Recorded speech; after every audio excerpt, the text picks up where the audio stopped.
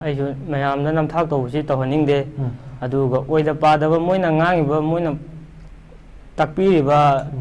ꯇꯝꯕꯤꯔꯤꯕ ꯃꯌꯥꯝꯗꯣ ꯑꯗꯨ ꯑꯩ ꯇꯧꯍꯟꯅꯤꯡꯗꯦ ꯄꯩꯁꯥ ꯕꯤꯖꯤꯅꯦꯁꯅꯤ ꯍꯥꯏꯔꯗꯤ ꯆꯝꯅ ꯇꯁꯦꯡꯅ ꯕꯤꯖꯤꯅꯦꯁ ꯑꯣꯏꯅ ꯇꯧꯕꯤꯌꯨ ꯑꯗꯨ ꯄꯤꯌꯣ ꯈꯣꯠꯂꯣ ꯍꯥꯏꯔꯛꯄꯗꯒꯤ ꯑꯩꯈꯣꯏ ꯃꯃꯥꯅ ꯆꯠꯂꯝꯗꯥꯏꯗꯨꯗ ꯁꯅꯥ ꯑꯩ ꯆꯠꯈꯤꯕꯒꯤ ꯋꯥꯕꯒ ꯑꯩꯅ ꯊꯛꯁꯤ ꯈꯖꯤꯛ ꯅꯥꯏꯅ ꯋꯥ ꯉꯥꯡꯍꯟꯗ꯭ꯔꯤ ꯃꯣꯏꯅ ꯌꯨꯝꯗ ꯑꯩꯕꯨ ꯃꯣꯏꯅ ꯌꯨꯝꯗ ꯈꯖꯤꯛ ꯈꯖꯤꯛ ꯅꯥꯏꯅ ꯋꯥ ꯉꯥꯡꯍꯟꯗꯦ ꯑꯗꯨ ꯑꯣꯏꯗ ꯄꯥꯗꯕ ꯃꯌꯥꯝ ꯉꯥꯡꯍꯜꯂꯤ ꯑꯩꯒꯤ ꯅꯪ ꯄꯩꯁꯥ ꯊꯥꯔꯛꯀꯦ ꯍꯥꯏꯗ꯭ꯔꯗꯤ ꯑꯩ ꯁꯤꯈ꯭ꯔꯣ ꯈꯣꯠꯈ꯭ꯔꯣꯅ ꯍꯥꯏꯖꯤꯜꯂꯣ ꯑꯩꯅ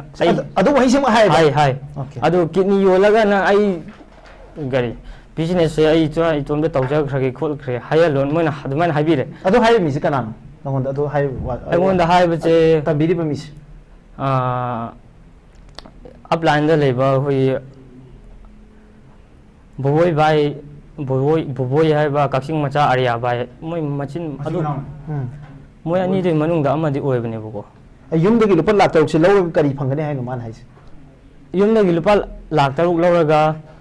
ꯅꯪ ꯄꯩꯁꯥ ꯐꯪꯒꯅꯤ ꯁꯤꯅꯤ ꯀꯃꯥꯏꯅ ꯄꯩꯁꯥ ꯐꯪꯗꯣꯏꯅꯣꯅ ꯍꯪꯕꯁꯨ ꯌꯨꯝꯗꯒꯤ ꯑꯩꯅ ꯆꯪꯉꯝꯗꯥꯏꯗ ꯂꯨꯄꯥ ꯂꯥꯛ 2 ꯄꯤꯈ꯭ꯔ ꯃꯇꯨꯡꯗ ꯄꯩꯁꯥ ꯃꯈꯥ ꯇꯥꯅ ꯆꯪꯉꯔꯣꯏ ꯄꯩꯁꯥ ꯃꯈꯥ ꯇꯥꯅ ꯆꯪꯉꯔꯣꯏ ꯅꯪ ꯑꯁꯤꯗꯒꯤꯗꯤ ꯄꯩꯁꯥ ꯃꯁꯥꯅ ꯑꯗꯨꯝ ꯂꯥꯛꯑꯗꯕꯅꯤ ꯅꯪꯗꯤ ꯕꯤꯖꯤꯅꯦꯁ ꯇꯧꯔꯕꯅꯤꯅ ꯑꯗꯨꯃꯥꯏꯅ ꯍꯥꯏ ꯑꯗꯨꯗꯒꯤ ꯄꯩꯁꯥ ꯃꯈꯥ ꯇꯥꯅ ꯆꯪꯂꯛꯄꯁꯦ ꯑꯩ ꯌꯨꯝꯗ ꯑꯗꯨꯃꯥꯏꯅ ꯍꯥꯏꯔꯦ ꯂꯨꯄꯥ ꯂꯥꯛ 6 ꯍꯥꯏꯕꯗꯤ ꯃꯃꯥꯈꯣꯏꯅ ꯂꯩꯇꯦ ꯈꯣꯠꯇꯦꯅ ꯍꯥꯏꯕꯗꯒꯤ ꯑꯩꯁꯦ ꯃꯣꯏꯗ ꯑꯃꯨꯛ ꯍꯥꯏꯔꯦ ꯃꯣꯏꯒ 24 ꯑꯋꯥꯔ ꯑꯩꯅ ꯍꯦꯛ ꯀꯔꯤ POA ꯀꯥꯕꯗꯣ ꯑꯗꯨ ꯆꯠꯄꯗꯣ ꯍꯦꯛ ꯍꯧꯕꯗꯒꯤ ꯑꯩ ꯂꯩꯃꯤꯟꯅꯕ ꯍꯥꯏꯗꯤ ꯃꯐꯝꯗ ꯍꯦꯛ ꯌꯧꯕꯗꯒꯤ ꯃꯣꯏꯒ ꯑꯩꯒ 24 ꯑꯋꯥꯔ ꯑꯗꯨꯝ ꯂꯩꯃꯤꯟꯅꯔꯁꯦ ꯃꯣꯏꯅ ꯑꯩꯁꯦ ꯁꯨꯃꯥꯏꯅ ꯀꯣꯜꯂ ꯈꯣꯠꯂꯒ ꯋꯥꯁꯦ ꯑꯗꯨꯝ ꯇꯥꯛꯄꯤꯌꯦꯕ ꯑꯩꯉꯣꯟꯗ ꯑꯩꯗꯤ ꯃꯣꯏꯅ ꯉꯥꯡꯉꯨ ꯍꯥꯏꯕꯗꯣ ꯀꯔꯤꯝ ꯈꯪꯗꯕꯩ ꯑꯗꯨꯝ ꯉꯥꯡꯉꯦꯕꯀꯣ ꯌꯨꯝꯗ ꯑꯩꯅ ꯏꯃꯥꯗ ꯆꯤꯟ ꯊꯤꯔꯒ ꯑꯩꯅ ꯉꯥꯡꯈꯤꯗꯕ ꯋꯥꯁꯦ ꯉꯥꯡꯉꯣꯏꯗꯕ ꯋꯥꯁꯦ ꯃꯣꯏ ꯉꯥꯡꯍꯜꯂꯦ ꯑꯁꯨꯃꯥꯏꯅ ꯑꯗꯨꯝ 24 ꯑꯋꯥꯔꯁꯤ ꯀꯣꯜꯂ ꯂꯩ ꯑꯗꯨꯒ ꯇꯨꯝꯕ ꯆꯥꯕ ꯃꯇꯝ ꯆꯥꯅ ꯆꯥꯕ ꯇꯨꯝꯕ ꯑꯣꯏꯗꯦ ꯑꯍꯤꯡꯗ ꯍꯜꯂꯛꯄ ꯑꯣꯐꯤꯁꯁꯤꯗꯤ ꯉꯁꯥꯏ ꯂꯝꯄꯥꯛꯁꯤ ꯈꯛꯇꯔꯣ ꯑꯣꯐꯤꯁꯁꯦ ꯂꯝꯄꯥꯛꯁꯤ ꯈꯛꯇꯪ ꯑꯣꯐꯤꯁ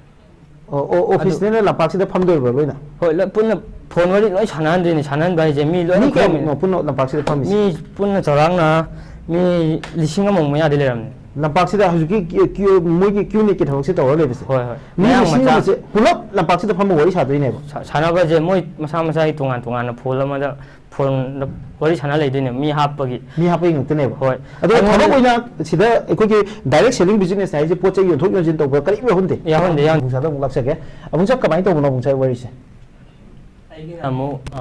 ꯑꯩꯒꯤ ꯏꯌꯥꯝꯕꯁꯦ ꯌꯨꯝꯊꯥꯡꯅꯕ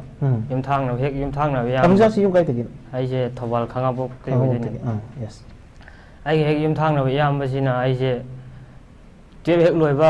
ꯂꯣꯏꯕꯒ ꯑꯩꯁꯦ ꯑꯩꯈꯣꯏ ꯌꯨꯝꯁꯤ ꯌꯥꯝ ꯋꯥꯏꯑꯦꯕꯀꯣ ꯋꯥꯕꯁꯤꯗ ꯑꯩꯅ ꯃꯥꯗꯤ ꯂꯝ ꯀꯩꯀꯥ ꯑꯇꯣꯞꯄ ꯃꯌꯥꯝ ꯆꯠꯂꯦꯕ ꯆꯠꯄꯁꯤꯗ ꯑꯩꯅ ꯇꯥꯃꯣ ꯔꯥꯖꯀꯨꯃꯥꯔ ꯀꯧꯋꯦ ꯃꯤꯡ ꯍꯦꯛ ꯄꯜꯂꯦ ꯃꯥꯁꯦ ꯑꯁꯨꯃꯥꯏꯅ ꯆꯠꯄꯁꯤꯗ ꯑꯩꯁꯨ ꯊꯕꯛ ꯄꯩꯁꯥ ꯌꯨꯝꯁꯤ ꯌꯥꯝ ꯋꯥꯏꯑꯦ ꯄꯩꯁꯥ ꯐꯪꯕ ꯌꯥꯕ ꯍꯥꯏꯗꯤ ꯄꯩꯁꯥ ꯊꯣꯛꯄ ꯌꯥꯕ ꯂꯝꯕꯤ ꯂꯩꯔꯗꯤ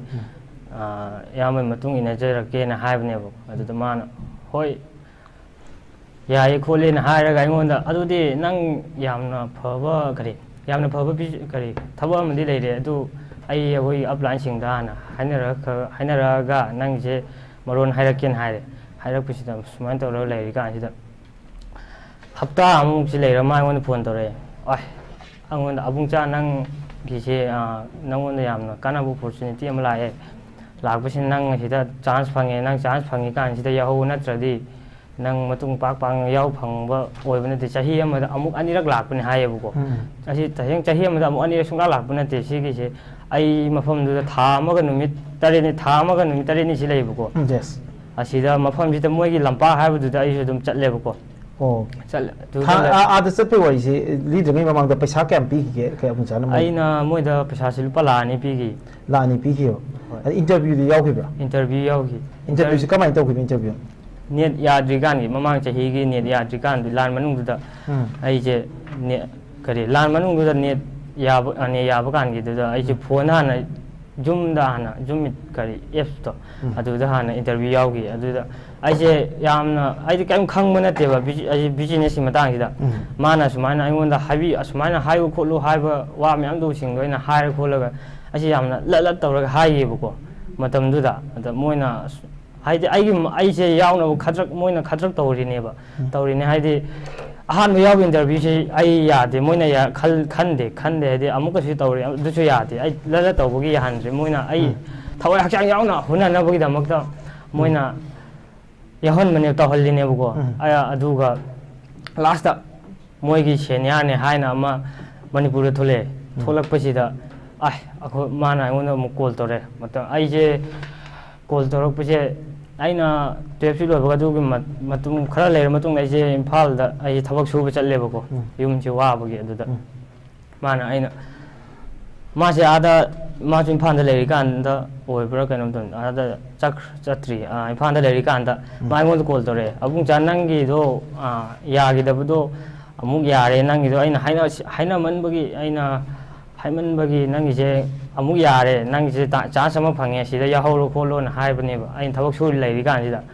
ꯑꯗꯨꯗ ꯑꯩꯁꯤ ꯌꯨꯝꯗ ꯊꯣꯛꯂꯛꯑ ꯃꯇꯨꯡꯗ ꯏꯟꯇꯔꯚ꯭ꯌꯨꯁꯨ ꯌꯥꯎꯔꯦ ꯏꯟꯇꯔꯚ꯭ꯌꯨ ꯌꯥꯎꯕꯁꯦ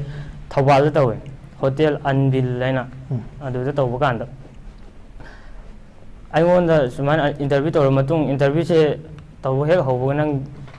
ꯕꯤꯖꯤꯅꯦꯁ ꯍꯥꯏꯕꯁꯤ ꯀꯔꯤꯅꯣ ꯍꯥꯟꯅ ꯍꯪꯉꯛꯄ ꯀꯥꯟꯗ ꯑꯩꯁꯦ ꯂꯠ ꯇꯧꯔꯒ ꯑꯗꯨꯝ ꯂꯩꯌꯦꯕ ꯈꯪꯗꯦꯕ ꯕꯤꯖꯤꯅꯦꯁ ꯍꯥꯏꯕꯁꯤ ꯀꯩꯅꯣ ꯑꯩꯁꯦ ꯇꯁꯦꯡꯅ ꯈꯪꯗꯦꯕꯀꯣ ꯃꯣꯏꯅ ꯃꯇꯦꯡ ꯄꯥꯡꯒꯅꯤ ꯈꯣꯠꯀꯅꯤ ꯍꯥꯏꯕꯗ ꯆꯍꯤ ꯀꯌꯥꯃꯨꯛ ꯁꯨꯔꯦ ꯏꯁꯥꯒꯤ ꯃꯍꯩꯒꯤ ꯊꯥꯛꯅ ꯀꯌꯥꯝ ꯑꯣꯏꯕ ꯑꯩꯁꯦ ꯍꯧꯖꯤꯛ 3rd ꯁꯦꯝ ꯀꯥꯗꯣꯏꯅꯦ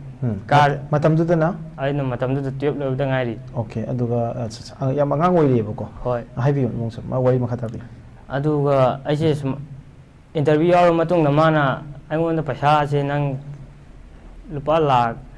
ꯑꯅꯤꯗꯤ ꯍꯥꯟꯅ ꯍꯥꯏꯔꯛꯇꯦꯕ ꯃꯥꯅ lupa lakh 3-4ꯃꯨꯛ ꯍꯥꯟꯅ ꯍꯥꯏꯔꯛꯑꯦꯕꯀꯣ ꯁꯤ ꯉꯝꯒꯗ꯭ꯔꯥꯅ ꯑꯩꯅ ꯉꯝꯃꯣꯏ ꯈꯣꯠꯂꯣꯏꯅ ꯍꯥꯏꯕꯗꯒꯤ ꯅꯪ ꯑꯗꯣ ꯐꯔꯦ ꯅꯪ lupa lakh 2ꯃꯨꯛꯇꯤ ꯇꯧꯔꯣ ꯈꯣꯠꯂꯣꯅ ꯍꯥꯏꯔꯦ ꯍꯣꯏ ꯑꯩ ꯉꯝꯅꯕ ꯍꯥꯏꯔꯒꯦ ꯈꯣꯠꯂꯒꯦꯅ ꯌꯨꯝꯗ ꯍꯥꯏꯔꯦ ꯌꯨꯝꯗ ꯍꯥꯏꯕꯁꯤꯗ ꯏꯟꯇꯔꯚ꯭ꯌꯨꯁꯤ ꯂꯣꯏꯔ ꯑꯗꯨꯃꯥꯏꯅ ꯊꯣꯛꯂꯛꯑ ꯃꯇꯨꯡꯗ ꯑꯩꯒꯤ ꯏꯌꯥꯝꯕꯁꯤꯒ ꯑꯩꯒ ꯏꯌꯥꯝꯕꯗꯨ ꯆꯠꯃꯤꯟꯅꯩꯕꯀꯣ ꯊꯣꯛꯂꯛꯑ ꯃꯇꯨꯡꯗ 마저 윰네 톨락바 인터뷰도 짬이나 버게 아주 짬이나 이양바 아마시죠 마친 만나오네 보고 마친 만나 모니네 봐 모니죠 타복시 떠오리네 보고 타복시 떠오리 모니죠 아이고나 좀 맘다 하비데 봐 하비데 아두가 어저께 뭐이고 오나로 마뚱다 아 이양바시나 어저께 누파도 어저께 시니어도 다들 락다레 짜버니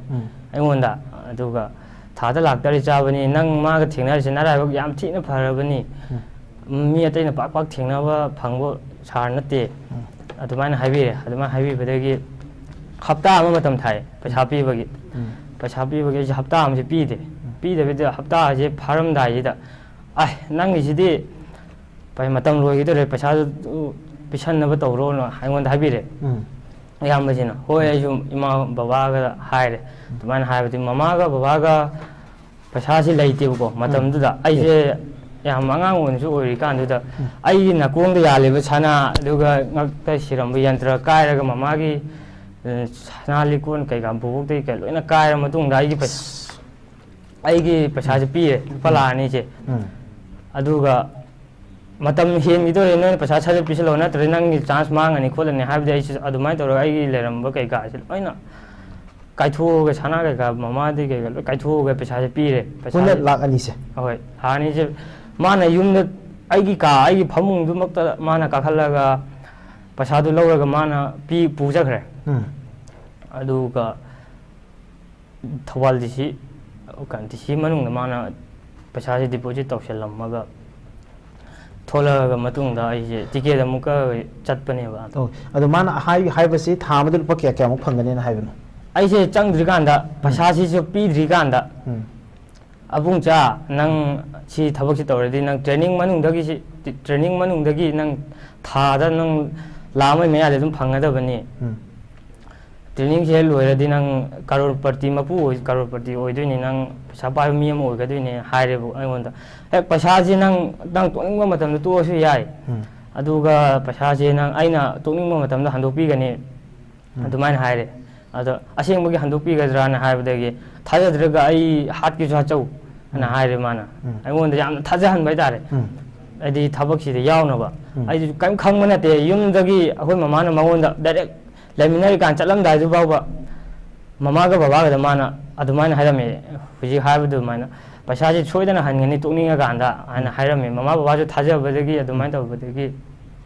ꯆꯠꯍꯜꯂꯦ ꯑꯩꯕꯨ mama aiso matam du de ai je lo lei ga je adu mapa la chat pasi ka ka do de ko ngai ko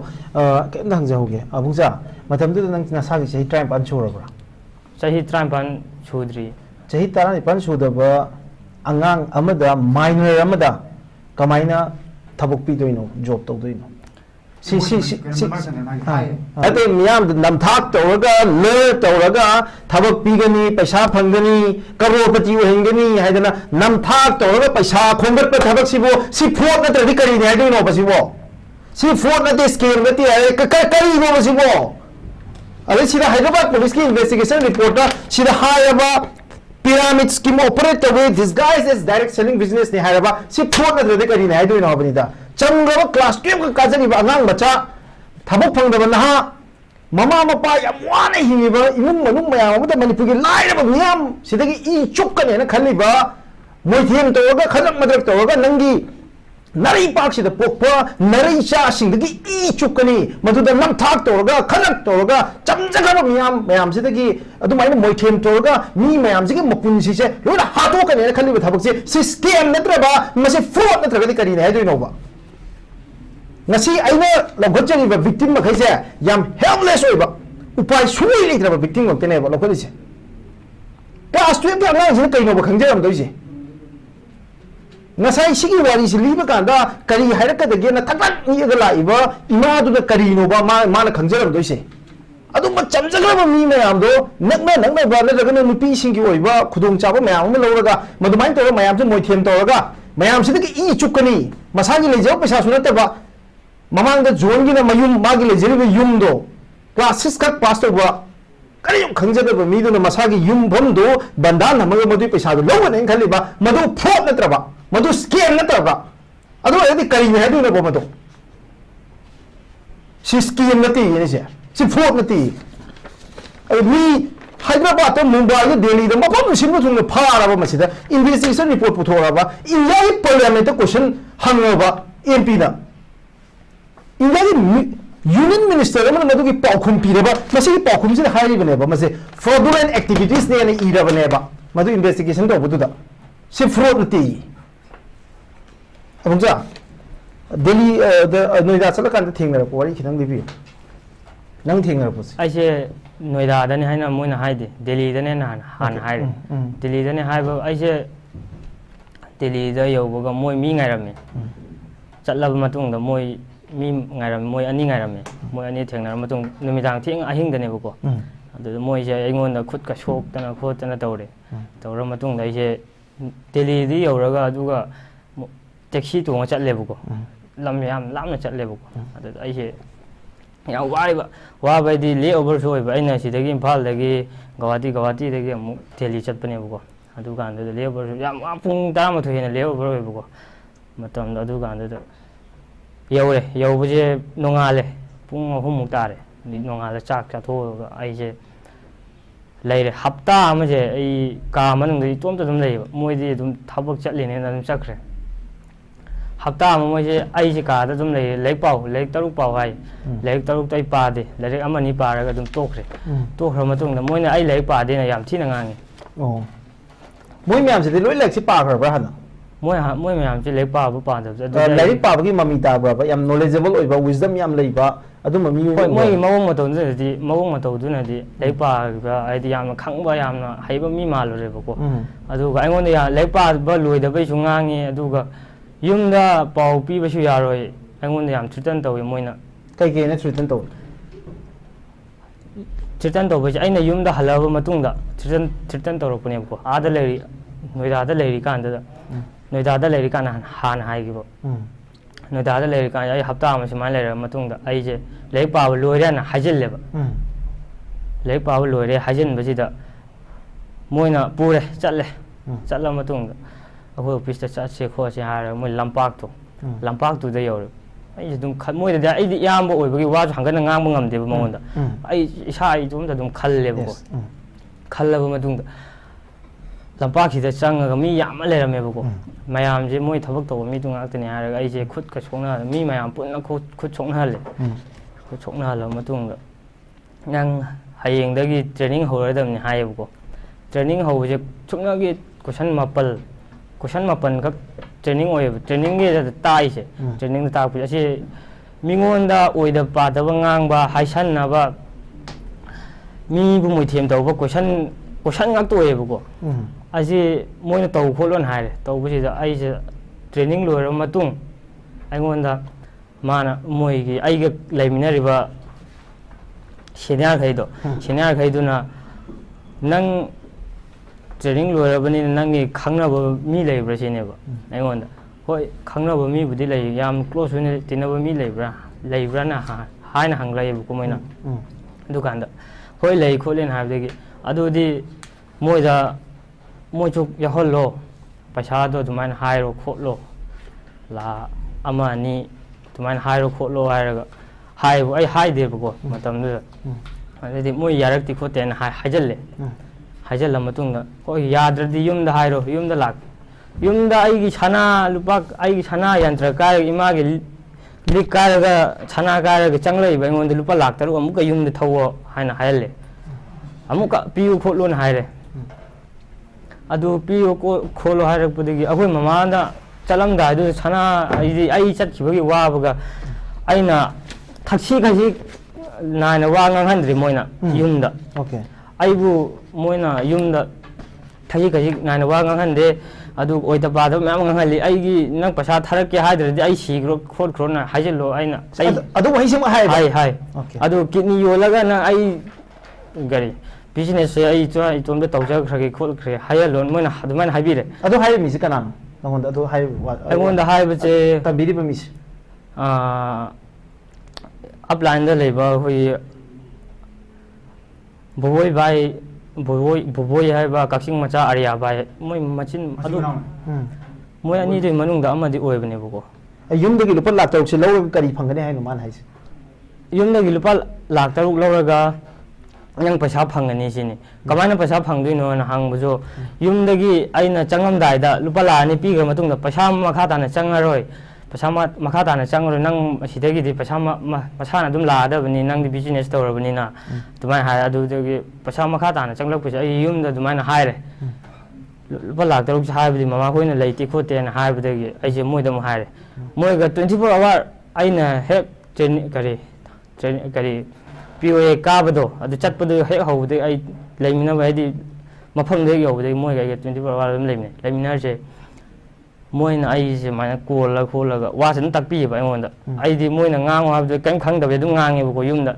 ꯑꯩꯅ ꯏꯃꯥꯗ ꯆꯤꯟ ꯊꯤꯔꯒ ꯑꯩꯅ ꯉꯥꯡꯒꯗꯕ ꯋꯥꯁꯦ ꯉꯥꯡꯉꯣꯏꯗꯕ ꯋꯥꯁꯦ ꯃꯣꯏ ꯉꯥꯡꯍꯜꯂꯦ ꯑꯁꯨꯃꯥꯏꯅ ꯑꯗꯨꯝ 24 ꯑꯋꯥꯔꯁꯤ ꯀꯣꯜꯂ ꯂꯩ ꯑꯗꯨꯒ ꯇꯨꯝꯕ ꯆꯥꯕ ꯃꯇꯝ ꯆꯥꯅ ꯆꯥꯕ ꯇꯨꯝꯕ ꯑꯣꯏꯗꯦ ꯑꯍꯤꯡꯗ ꯍꯜꯂꯛꯄ ꯑꯣꯐꯤꯁꯁꯤꯗꯤ ꯉꯁꯥꯏ ꯂꯝꯄꯥꯛꯁꯤ ꯈꯛꯇꯔꯣ ꯑꯣꯐꯤꯁꯁꯦ ꯂꯝꯄꯥꯛꯁꯤ ꯈꯛꯇꯪ ꯑꯣꯐꯤꯁ ꯑꯣꯐꯤꯁꯅꯤꯅ ꯂꯝꯄꯥꯛꯁꯤꯗ ꯐꯝꯗꯣꯏꯕ ꯂꯣꯏꯅ ꯍꯣꯏ ꯄꯨꯟꯅ ꯐꯣꯟ ꯋꯥꯔꯤ ꯂꯣꯏ ꯁꯥꯟꯅꯍꯟꯗꯣꯏꯅꯤ ꯁꯥꯟꯅꯍꯟꯕ ꯍꯥꯏꯁꯦ ꯃꯤ ꯂꯣꯏꯅ ꯄꯨꯟꯅ ꯂꯝꯄꯥꯛꯁꯤꯗ ꯐꯝꯃꯤꯁꯤ ꯃꯤ ꯄꯨꯟꯅ ꯆꯥꯎꯔꯥꯛꯅ ꯃꯤ 1,000 ꯑꯃ ꯃꯌꯥꯗꯤ ꯂꯩꯔꯝꯅꯤ ꯂꯝꯄꯥꯛꯁꯤꯗ ꯍꯧꯖꯤꯛꯀꯤ ꯃꯣꯏꯒꯤ ꯀ꯭ꯌꯨꯅꯤꯛꯀꯤ ꯊꯕꯛꯁꯦ ꯇꯧꯔ ꯂꯩꯕꯁꯦ ꯍꯣꯏ ꯍꯣꯏ ꯃꯤ 1,000 ꯄꯨꯂꯞ ꯂꯝꯄꯥꯛꯁꯤꯗ ꯐꯝꯃ ꯋꯥꯔꯤ ꯁꯥꯗꯣꯏꯅꯦꯕ ꯁꯥꯟꯅꯕꯁꯦ ꯃꯣꯏ ꯃꯁꯥ ꯃꯁꯥꯒꯤ ꯇꯣꯉꯥꯟꯅ ꯐꯣꯟꯗ ꯋꯥꯔꯤ ꯁꯥꯟꯅ ꯂꯩꯗꯣꯏꯅꯦ ꯃꯤ ꯍꯥꯞꯄꯒꯤ ꯉꯥꯛꯇꯅꯦꯕ ꯍꯣꯏ ꯑꯗꯣ ꯊꯕꯛ ꯑꯣꯏꯅ ꯁꯤꯗ ꯑꯩꯈꯣꯏꯒꯤ ꯗꯥꯏꯔꯦꯛ ꯁꯦꯂꯤꯡ ꯕꯤꯖꯤꯅꯦꯁ ꯍꯥꯏꯁꯦ ꯄꯣꯠ ꯆꯩ ꯌꯣꯟꯊꯣꯛ ꯌꯣꯟꯁꯤꯟ ꯇꯧꯕ ꯀꯔꯤꯝ ꯌꯥꯎꯍꯟꯗꯦ ꯑꯕꯨꯡꯆꯥꯒꯤꯗꯤ ꯀꯔꯤ ꯐꯪꯈꯤ ꯃꯣꯏꯅ ꯄꯤꯔꯛꯄ ꯄꯩꯁꯥ ꯀꯔꯤꯝꯁꯨ ꯐꯪꯗꯦ ꯒꯥꯔꯤꯁꯨ ꯐꯪꯗꯦ ꯄꯩꯁꯥ ꯄꯣꯠ ꯆꯩ ꯑꯃꯠꯇ ꯐꯪꯗꯦ ꯃꯣꯏꯅ ꯍꯥꯏ ꯑꯩꯉꯣꯟꯗ ꯅꯪ ꯑꯩꯒꯤꯁꯦ ꯃꯣꯏꯅ ꯑꯍꯥꯟꯕꯗ ꯏꯟꯇꯔꯅꯦꯁꯅꯦꯜꯅꯦ ꯁꯤꯅꯤ ꯏꯟꯇꯔꯅꯦꯁꯅꯦꯜ ꯅꯦꯁꯅꯦꯜ ꯍꯥꯏꯅ ꯈꯥꯏꯗꯣꯛꯏ ꯍꯥꯏꯌꯦꯕꯀꯣ ꯑꯩꯗꯤ ꯈꯪꯗꯦꯕꯀꯣ ꯑꯗꯣ ꯍꯧꯖꯤꯛ ꯏꯌꯥꯝꯕꯁꯤꯗ ꯑꯩꯅ ꯑꯩꯒꯤꯁꯦ ꯏꯟꯇꯔꯅꯦꯁꯅꯦꯜ ꯑꯣꯏꯗꯣꯏꯔꯥ ꯅꯦꯁꯅꯦꯜ ꯑꯣꯏꯗꯣꯏꯔꯥ ꯍꯥꯏꯅ ꯍꯪꯕꯗ ꯅꯪꯗꯤ ꯏꯟꯇꯔꯅꯦꯁꯅꯦꯜ ꯑꯃꯨꯛ ꯍꯥꯏ ꯅꯦꯁꯅꯦꯜꯅꯦ ꯑꯃꯨꯛ ꯍꯥꯏ ꯑꯗꯨ ꯅꯦꯁꯅꯦꯜ ꯑꯣꯏꯔꯒ ꯃꯣꯏꯅ ꯍꯥꯏꯕꯁꯤ ꯅꯦꯁꯅꯦꯜ ꯑꯣꯏꯔꯗꯤ ꯒꯥꯔꯤ ꯂꯥꯛꯄꯅꯤ ꯒꯥꯔꯤ ꯑꯃ ꯐꯪꯕꯅꯤꯅ ꯍꯥꯏꯌꯦꯕꯀꯣ ꯑꯗꯨ ꯅꯦꯁꯅꯦꯜ ꯑꯣꯏ ꯑꯩ ꯅꯦꯁꯅꯦꯜ ꯍꯥꯏꯔꯛꯄꯒꯤ ꯒꯥꯔꯤꯁꯨ ꯂꯥꯛꯇꯦ ꯑꯩꯒꯤ ꯑꯗꯨꯒ ꯅꯦꯁꯅꯦꯜ ꯑꯣꯏꯔꯒ ꯀꯃꯥꯏꯅ ꯇꯧꯔꯤꯅꯣ ꯑꯗꯨ ꯑꯃꯨꯛꯁꯨ ꯏꯟꯇꯔꯅꯦꯁꯅꯦꯜ ꯑꯃꯨꯛ ꯍꯥꯏꯕꯤꯔꯦ इंटरनेशनल है कई कमाने इंटरनेशनल ओरदी कई कानादुनो हंगबा कांदा फोरेन चटपद नंगी लेफम चाफम चटप खोद पुन फ्री ने जिनि मोइना ओ इंटरनेशनल ओरगदे होय अदा बुंचाना ने कमाइना मोइने तोरि म्याम से खद्रक मद्रक नि मोइथेम तौबने से कम कान खंगै खद्रक मद्रक नि मोइथेम तौबने हाजे मोइगी क्वेश्चन दो अरालु मैम तंबिरपसे ट्रेनिंग हाइबदा ताकु क्वेश्चन सिंग दो अदु ददि अदु क्वेश्चन सिंग दम तिंग जगे info invite yawido object handling object handling yawido adum yawido okay senior training se ali ꯃꯤꯉꯣꯟꯗ ꯀꯃꯥꯏꯅ ꯈꯨꯝꯒꯅꯤ ꯃꯣꯏꯅ ꯍꯪꯕꯗ ꯀꯩꯗ ꯍꯥꯏꯅ ꯑꯩꯈꯣꯏ ꯑꯣꯐꯤꯁꯁꯦ ꯀꯥꯏ ꯂꯩ ꯑꯩꯈꯣꯏ ꯑꯣꯐꯤꯁꯁꯤꯗꯤ ꯚꯔꯆꯨꯋꯦꯜ ꯑꯣꯐꯤꯁꯅꯤꯒ ꯍꯥꯏꯕꯒꯨꯝꯕ ꯃꯌꯥꯝꯗꯣ ꯂꯣꯏ ꯌꯥꯎꯕꯅꯦ ꯁꯤ ꯑꯩꯁꯤꯅ ꯃꯥꯏꯅ ꯃꯅꯤꯄꯨꯔꯗ ꯑꯃꯨꯛ ꯂꯣꯏ ꯏꯕ ꯃꯥꯅꯦ ꯃꯅꯤꯄꯨꯔꯗ ꯑꯩ ꯏꯪꯂꯤꯁꯀꯤꯁꯨ ꯇꯃꯣꯇꯣ ꯄꯤꯕꯤꯌꯨꯕ ꯑꯩ ꯃꯌꯥꯝꯗ ꯊꯝꯖꯒꯦ objection handling ꯃꯌꯥꯝꯅ ꯌꯦꯜꯂꯛꯄ ꯃꯌꯥꯝꯁꯦ ꯁꯤꯗ ꯀꯃꯥꯏꯅ ꯄꯥꯎꯈꯨꯝ ꯄꯤꯒꯗꯒꯦ ꯍꯥꯏꯕꯅꯦꯕ ꯅꯣꯏꯒꯤ ꯀꯝꯄꯅꯤ ꯃꯃꯤꯡ ꯀꯔꯤ ꯀꯧꯏ ꯑꯩꯈꯣꯏꯒꯤ ꯀꯝꯄꯅꯤ ꯅꯠꯇꯦ multilateral venture ni ꯑꯩꯈꯣꯏꯅ ꯃꯈꯣꯏꯁꯦ ꯃꯥꯔꯀꯦꯠꯇ ꯆꯥꯎꯊꯣꯛꯍꯟꯕꯗ ꯃꯇꯦꯡ ꯄꯥꯡꯍꯟꯕꯅꯤ ꯅꯪꯒꯤ ꯅꯣꯏꯒꯤ ꯑꯣꯐꯤꯁ ꯀꯗꯥꯏꯗ ꯂꯩ ꯑꯌꯥꯝꯕꯅ ꯑꯩꯈꯣꯏ ꯚꯔꯆꯨꯋꯦꯜ ꯑꯣꯐꯤꯁꯇꯒꯤ ꯋꯥꯔꯛ ꯇꯧꯏ ꯃꯁꯤ ꯄꯥꯎꯈꯨꯝ ꯄꯤꯌꯨ ꯍꯥꯏꯕꯅꯦꯕ ꯅꯪꯒꯤ ꯄꯩꯁꯥ ꯀꯌꯥꯃꯨꯛ ꯇꯥꯜꯂꯒꯦ ꯀꯩꯗꯧꯔꯒꯦ ꯅꯪꯅ ꯑꯩꯒꯤ ꯄꯩꯁꯥ ꯀꯌꯥꯝ ꯇꯥꯜꯂꯒꯦ ꯈꯪꯅꯤꯡꯉꯤꯗꯨꯅ ꯁꯤꯗꯗꯤ ꯃꯤ ꯑꯌꯥꯝꯕꯅ ꯃꯁꯥꯅ ꯊꯋꯥꯏ ꯍꯛꯆꯥꯡ ꯌꯥꯎꯅ ꯍꯣꯠꯅꯔꯤꯕꯗꯨꯒꯤ ꯃꯈꯥ ꯄꯣꯟꯅ ꯍꯞꯇꯥ ꯅꯠꯇ꯭ꯔꯒ ꯊꯥ ꯑꯃꯗ ꯂꯥꯛ ꯀ꯭ꯔꯣꯔꯒꯤ ꯃꯊꯛꯇ ꯇꯥꯟꯅꯔꯤꯕꯅꯤ ꯍꯥꯏꯕꯁꯤ ꯃꯣꯏꯅ ꯍꯥꯏꯕꯗꯨ ꯅꯣꯠ ꯇꯧꯔꯤꯕꯅꯤ ꯃꯣꯏꯅ ꯇꯥꯛꯄꯤ ꯃꯣꯏꯅ ꯏꯔꯤꯅꯦ ꯑꯗꯨ ꯃꯣꯏꯅ ꯏꯔꯤꯅꯦꯕꯁꯦ ꯀꯅꯥꯅ ꯏꯕꯅꯣ ꯃꯁꯦ ꯃꯗꯨ ꯃꯤꯂꯟ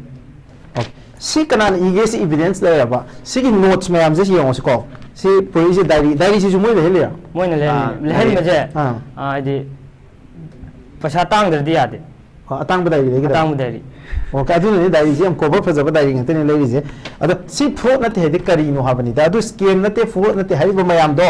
ꯂꯥꯛꯄꯤꯔꯣ ꯏꯟꯇꯔꯚ꯭ꯌꯨ ꯑꯝꯇ ꯂꯧꯖꯒꯦ ꯍꯥꯏꯕꯁꯨ ꯌꯥꯕꯤꯗꯦ ꯍꯧꯖꯤꯛꯁꯨ ꯃꯇꯝ ꯂꯩꯔꯤ ꯁꯤ ꯁ꯭ꯀꯦꯝ ꯅꯠꯇꯦ ꯅꯠꯇ꯭ꯔꯒꯅ ꯐ꯭ꯔꯣꯗ ꯅꯠꯇꯦ ꯍꯥꯏꯕꯤꯔꯤꯕ ꯃꯌꯥꯝꯗോ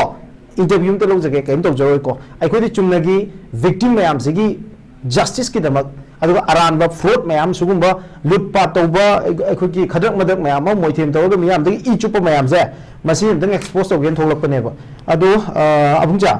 ꯍꯧꯖꯤꯛꯁꯦ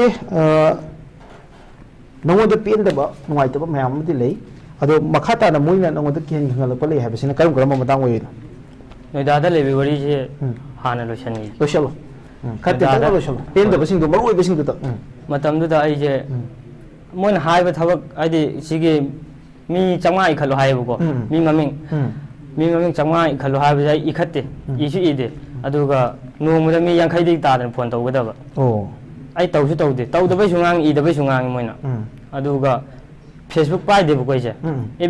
एबीꯁꯨ ꯄꯥꯏꯗꯦ ꯑꯗꯨꯒ इंस्टाग्रामꯁꯨ पाइदेबको नमदना पाहले मोइना अदुगा कई मरमगिना हायरगा हाइदि आइगी हाइदि आइना जुदा मपानदा लेरबनि आइना अमा चटप खोट फोटो काबा थागलगा मीना थाजनब खोटनब तौबगिनेबको अदुमाय तौर मतुंग आइसे अदुमाय मोइना हाइबा अमते इनदे इनदबसिदा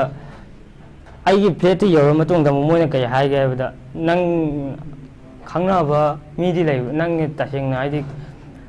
खंगना जबीगा लेब्रसिनेबको अदु मोइना हाइरकपा कांदा होय लेई खोलेना आइना हाइरे मासु कौशिलो खोलो सिने कौशिलो खोलो हाइबा कांदा आइना अस कईगिनो मादि यारोय खोलो हाइबा मोइदि इमुंगु यामना स्ट्रिक्ट ओइबनि खोटपनिना हाइबा कांदा होय नंग खंगनारगा मा कौशिनबा ngamजि नंग मा खंगनाबा मतिक चादे हाना हाइबको अदा आइना आई खंगनाबा नुपीदुदा आइना हाइबा तमा मासु यारक्तेबको यारक्तबदगी आइना मोइदा यारक्ति खोतेना हाइबा कांदा अदुदि कइदबई खंगनारिबसिफो खंगनाबगी मथौ तादे ब्लॉक पिथगो काइना थोको तोंना ग्रो खोलख्राना हाइरे अदुमाइन तौरगा आइजि तुम चाबा अमत खंगदबिदा संडे खुदिंग नतै चाद मफमदा पुछले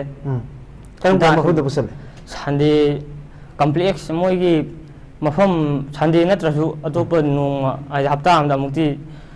संडे सोइद्रे अदुगा हप्ता अमदा मुक्ति चटलेबको अदुगा डांस निहल्ले डांस निक तबैसु पैसा फंगोय पैसा नंग तो पैसा फंगरोय अदुगा डांस निगु कोलोन आइबु खुद पारे सिंथै मोइना आइना यादे डांस कम मफमदा पब कुंबा क्लब कुंबदा क्लब तदि नति मोइ कॉम्प्लेक्स सब होल अमदा होय इसै थारगा कना कना यावदोइनो मसिदा यावदो सिजा लेइसे होइगी याव करी क्यूने छि हाइबा थबकसि तबो मीसिंगसे मीसिंगसिने अदुगा फिरोन तबसु यादे चतबसु यादे फी नुंग सेटपगिददि मोइना रेस्ट्रिक्शन पीबा कई कई लै फी नुंग सेटपजे मोइदि ब्रांडेड पोरदि यार ब्रांडेड नतबदि सेटपा यादे यादे हाइबा ब्रांडेड नतबदि सेटपा यारोय यादे हाइबा होय अदुदि हाना इचम चम मी म्यामसु लामनेबको अदु मोइजे ब्रांडेड के फी लैना दोइरो लोइना नंगी लैरगा चटप्रा करमा आइगी लैदे आदा यौरकांदा मोइना लैहनबनी मोइना लैहनबनेबा अदुगा नोइ आदा लैमिनबो मरुक मपांग मयामसे नंगी मथक नंग तोरम नंग मथाबो मियो मथक नंगतनी नंगी मथक मयामसे वरी सानरकांदा वरी सानबा यादे मोइगा वरी सानबा पीदे अमग वरी सानहंदेबा सानहंदे अदुम सेनरा लैदेरा अदुम सेनाबाइजे मोइगी वरी साननिंगबा कांदा थोखरगा मपांदा वरी सानरा लोरा मुक चंगलपो ओ अदुगा कई पेंदबा लैरि लिबि ꯑꯗꯨ ꯌꯨꯝꯗ ꯍꯜꯂꯛꯑ ꯃꯇꯨꯡ ꯌꯨꯝꯗ ꯍꯟꯕꯁꯤꯁꯨꯅꯦ ꯑꯩꯅ ꯌꯨꯝꯗ ꯍꯜꯂꯒꯦ ꯕꯕꯥ ꯅꯥꯔꯦ ꯍꯥꯏꯔꯒ ꯑꯩꯁꯦ ꯍꯥꯏꯖꯤꯟꯅꯔ ꯊꯣꯛꯂꯛꯈꯤꯕꯅꯦꯕꯀꯣ ꯇꯁꯦꯡꯕꯗꯤ ꯅꯥꯔꯦ ꯍꯥꯏꯅ ꯍꯥꯏꯖꯤꯟꯅꯔꯒ ꯊꯣꯛꯂꯛꯄꯁꯤꯗ ꯃꯣꯏꯅ ꯌꯥꯗ꯭ꯔꯤꯁꯤ ꯆꯠꯈꯤꯗꯅꯕ ꯑꯗꯨꯒ ngasi tiket ngasi gumbase ngasi ni hairase buko ngasi si tiket kakpiro ana haibasida moi tiket kakpide aduga paisa yam hong ai paisa leitabasi gi khallaga paisa hongi ga tiket kakpiro haibada moi yadabagi moi aigi aingonda aina lising taraga nipan amuka tungana puyi buko aina paide moi ge aigi upline senior na pahale mana aina sijaningba kanda moina moi dagi lawgadaba मोइदगी लौगदब अदुगा पैसा से मोइने सिना गिब्रा कमाइन तो मोइने सिना आई खंगदे आइना HYBE कानद बुदि पिरे लुपा क्या मुंग नंग सिना के पैसा दो आइना बुदि पुना बुदि सिना बजे बरा चथोक चसिन कानद खक पैसा लोइ बुको ओके पिजा पिथक बुदि मोइ पिजा आई सार के पैसा मोइ चंगम दाय कानदि मोइना फ्री ने लोइना मोइ गी थोप लोइन तौरगी लोइना हाइ ओके अदगी अदुइ मतुंग द नहा ओंदा इमोशनल ब्लैकमेल तौरपा कि हल्लपसिंग ने कमाइ तो अदुगा मतुंग आइना युमदा थोलकपसे बवाना लुपा लिसिंग तरुक थारेबो को ओंदा तरुक थारकपसि जो अमुक आइना पाइदेबा मोइना अमुक पाइसिनग्रेबो पाइसिनबजे ngasi tharaga hayeng hangjitche moina ticket kapune numini ni chunthaiba aingonda chattana ba aingonda brain wash ta hon moina ai wakhal mind ji moigi adum da lupna ba ai kam kuina leramis ai ha tha amuk namitari ni hala matung moina kamai ki hale adum hala matung da aina moi da moi ai yum thang na yum do adu chungchang de aduga chungchang de aduga mapaga machanupa moini sing ti khanai buko ti khanab jai dum tai buko no ma na ngon message thare nang yum na kai hai khot ken ai kaim hai de ngasi bu yum da chang de kaim hai dri khotri hai bu adu nang yum da kai na hai bu male adu nang hai bu kai gum ma kha ta na hai ram ta ra ga di nang awa phum da ta ga ni nang na puchi du loi ga dam ni khot ga dam ni haji ki ai puchi le bu yam ma na hai adu mai ki hale adu mai hai okay adu di hoje ai wang am khak tang na bani da hangge ko adu wang si loi ga dum ai ngoi da thado ge ba adam glak ke abungcha nahon da chapman bo hangni ko nangi hoje upline da leiri ba mi se sina na traga na ngo da ngasai moi them to mi ba mi myam se ai khoi su mi na sumaina ai khoi da nam thak to bi ra ai khoi su yaw gi bani ai khoi su ira lei jaba nate moi mi khom mo hai ba ge ai khoi na khom bani hai le na khala je ba ai su victim ne na adu kan da na kari ko kompi ne adu kan da moi mara leite ha bisi sungya ya loi maramdi moina adu maina mara leite hai do er di kai do bi khombirinu agoi hana agoi je aduga aidi mana hairam bai matungina ai mana ai tasengna haibada mana hairam matung ma halusi ya haibadu ai tasengna adugi changdo dei tawning bane adu ma yumda budi leibo yumda leiri se ai phone hoji phone do paide block thamurai number ai ga load krema sigi viral hek chala punami sidagi phone su paide load krema ho load okay aduga mi hat pa kot pa haibasi madi thamoi da phawbu nuai tabuduni ko abungcha aduba haibi ade ko aduma adugi wakhan du khan be yade low court lairi aduga dandi chap chana pinaba chap magi quantum of kari hai tare magi man offense to aduga chana na ai khoi gi low court lairi ko sigi betung ina maje dandi pbi ko adu aroi boina yam tena napani gi ai ju mayam na nam thak to si to haning de aduga oida padaba moina ngangi ba moina takpiri ba tambiri ba mayam do adu ai to haning de pasha business ni hairadi chamne tasengna business oin to view okay